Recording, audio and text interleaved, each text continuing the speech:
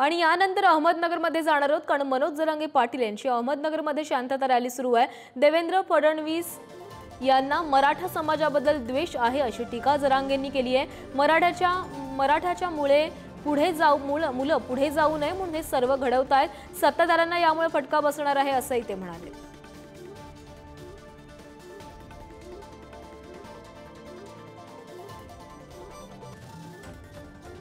तर अहमदनगरमध्ये मनोज जरांगे पाटील बोलतायत, थेट जाऊयात। जाणून बुजून का असं केलं जातं? विभागात वाद का लावले जातात कळत नाही, पण यातून एक लक्षात येतं,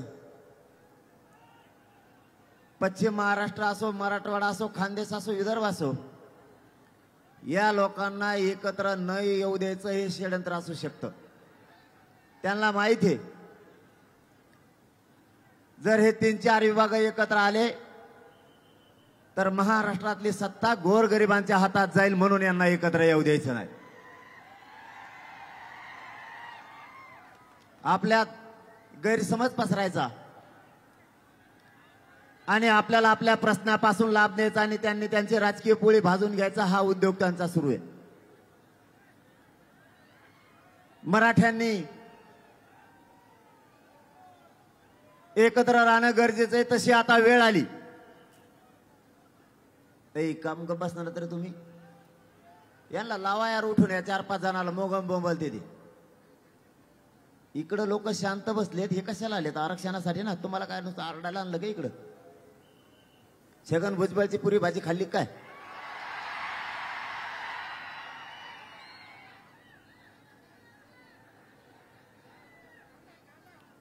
त्याला तर पुरी भाजीचं दुकान टाकायला होतं मी आता।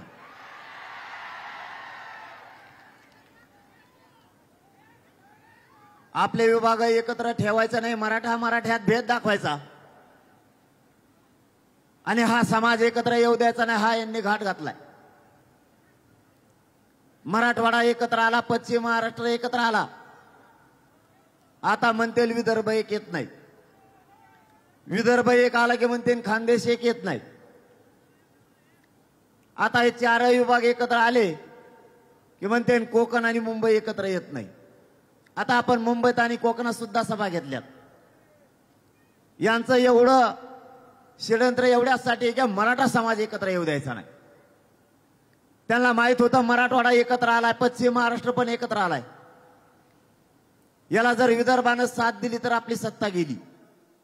यांच्या डोक्यात सत्ता आहे आणि आपल्या डोक्यात आरक्षण। आपल्याला करायचं तर आपले लेकरं मोठे आणि आपली जात मोठी, आणि यांना करायचा यांचा पक्ष आणि नेता मोठा। हा या मराठ्यांच्या संस्कारातला आणि नेत्यांच्या संस्कारातला मधला फरक आहे। शेवटी मराठ्यांच्या शक्ती पुढे कसली सत्ता चालत नाहीये। तुमचे कॅमेरे लागले असले तर खाली बसा, कॅमेरे सेट करा आणि खाली बसा। काय म्हणजे तुम्हाला त्रास होत नाही, त्यांना नाही। ते हातात बाटल्याचे टोपणं, कुठं मोकळ्या बाटल्या, आणि ते हाताने मला दिसते टोपणं हाणलेले।